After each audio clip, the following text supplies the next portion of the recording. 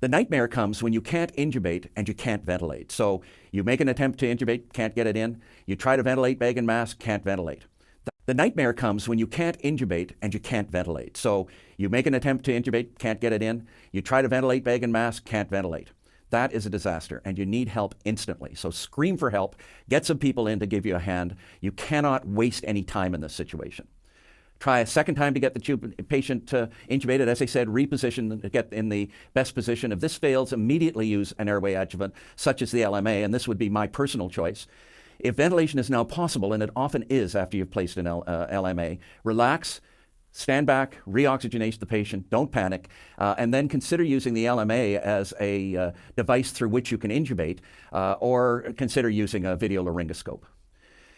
If the patient cannot be intubated or ventilated and oxygen saturation is drawing, you must go to a surgical airway.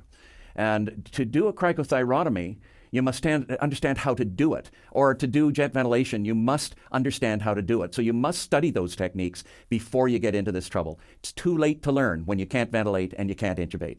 Call for surgical help to do a tracheostomy if a surgeon's available. But in honesty, you should probably do some surgical intervention yourself, either a jet ventilator or a cricothyrotomy, and then when the surgeon comes in, he or she can do a proper tracheostomy and take their time and do it properly. So an awake intubation is a way to avoid all the unpleasantness that I've talked about failed intubation, but of course in itself is not the most pleasant thing in the world. And for a patient, when you first talk to them about the fact that you're considering doing an awake intubation, the response is often extremely negative. You should have spent some time on a simulator before trying this on a patient. You should watch a senior colleague do an awake intubation and try to learn from that individual.